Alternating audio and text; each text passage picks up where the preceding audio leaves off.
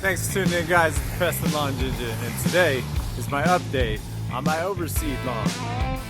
Now, just to catch you guys up at home, 4 weeks ago I took this ugly lawn challenge to see if I could polish the turd, and here we are 4 weeks later. We ended up running the Sunjoe Scarifier on it, but we also ran the Greenworks dethatcher to get out all that excess lawn litter or mulch that wasn't breaking down. We applied some peat moss to it, some macros and micronutrients. Let's go walk through the lawn and see where we're at. For those of you who want to catch up, check the link in the upper hand corner, and we'll see you in a minute. Now, this is a complete rough cut of the lawn, and I gotta say, it's looking pretty good. For 4 weeks out, it's thick, it's healthy, and this was our biggest problem area, and it was really dingy green, and now it's the one that's holding the most amount of water, so I'm kind of shocked.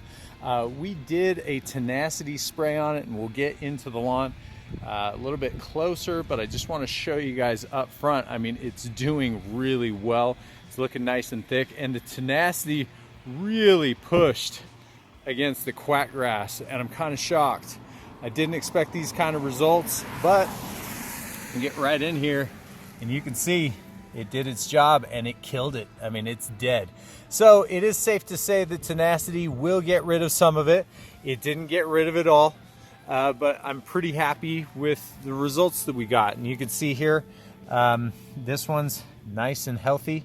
It's not going anywhere. So you can't expect it to get it all. Now, the Tenacity application worked better than I had anticipated. I only did one application. We really didn't have enough time to do 2 applications.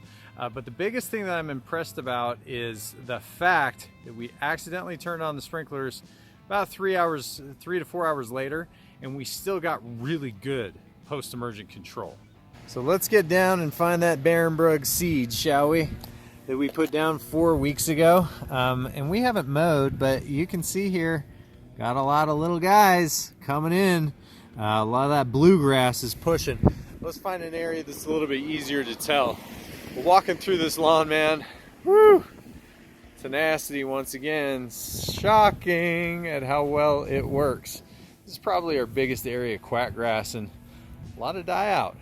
Couldn't be happier. Now, this area was completely bald, and you can see it's official.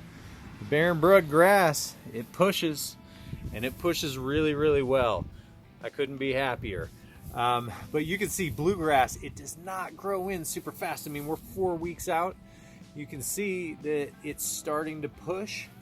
But again, it's not one of those grasses like ryegrass or that RTF tall fescue that's really just going to take off right off the bat. But the amount of active germination that we received, I'm pretty happy with. And I think at this point it's safe to say that we can mow. Now, I got a lot of you guys at home in this exact same situation where you're seeding with bluegrass and it just feels like watching paint dry. There is a certain amount of patience that you have to have. You can see we're about 3.5 weeks out. It's pushing, but not hard. Just be patient, it'll go. Now, a lot of you guys want to know, hey Ginja, what's the next step? What do we do? Well, we don't want to do a lot. Whatever you do, don't start pushing herbicides and fertilizers. The grass is going to be a little bit too sensitive for that within the first 90 days. So I'll show you what we're going to use. Now, before we get to the next part of the process, let's clean this up. Just shine that turd, shall we?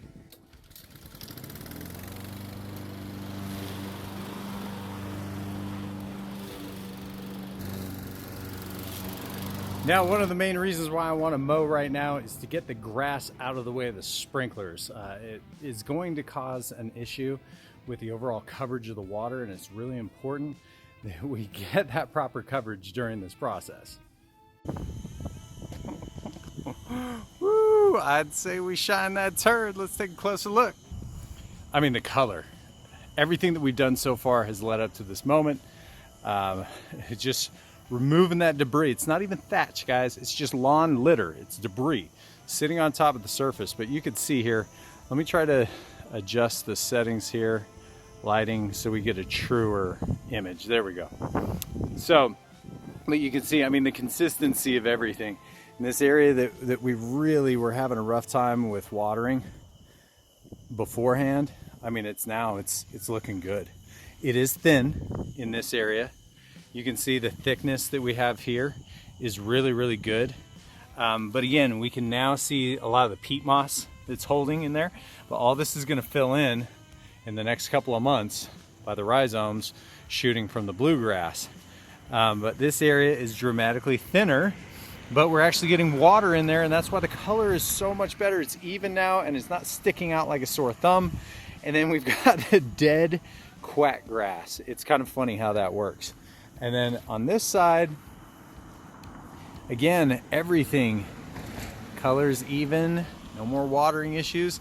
And then we get to that area where the tenacity hit really hard, and that's what we're seeing is the difference in color is the tenacity hitting against these other types of grasses. So this fall we'll hit it with tenacity again.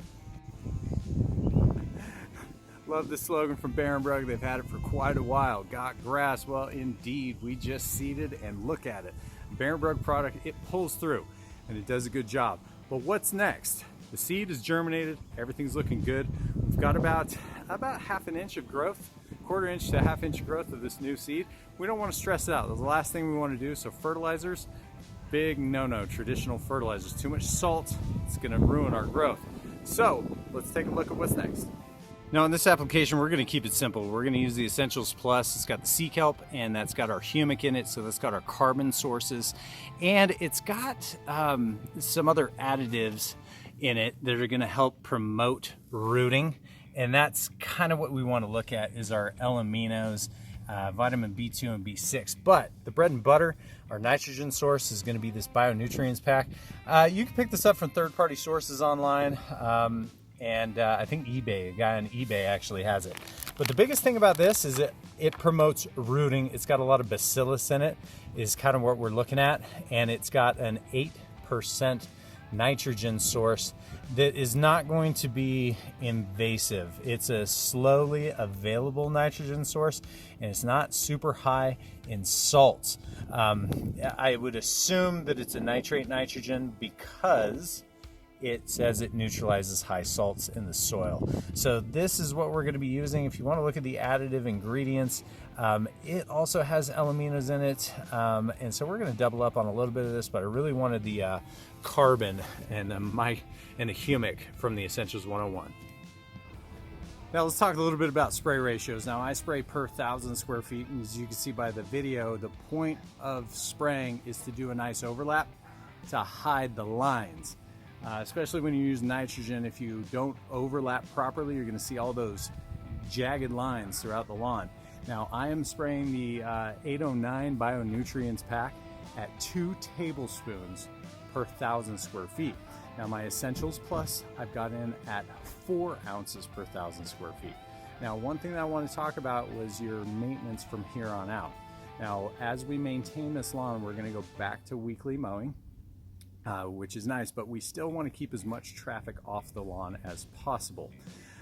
This will allow the rhizomes of the grass to thicken up, and we're going to have a much better experience with the lawn. Now watering, we're going to start backing off of our daily watering, and we're going to go every other day. Now we don't want it to stress out too much, but we also, at this point, we're 4 weeks out, we don't need to keep it as wet. Now I want to keep it damp up until about the 5-week mark, so I don't want to go back to 2 times per week watering until after we get through somewhere between 5 and 9 weeks, depending on the stress and the actual daytime temperatures. If they're above 80 degrees, you may have to prolong that process, and you're just going to want to watch the grass and see how stressed out it is.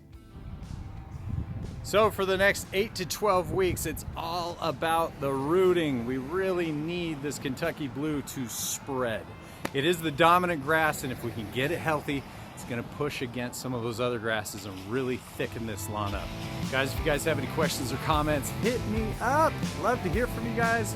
Tell me your favorite color. Let's hear about it. See ya. Ginja out.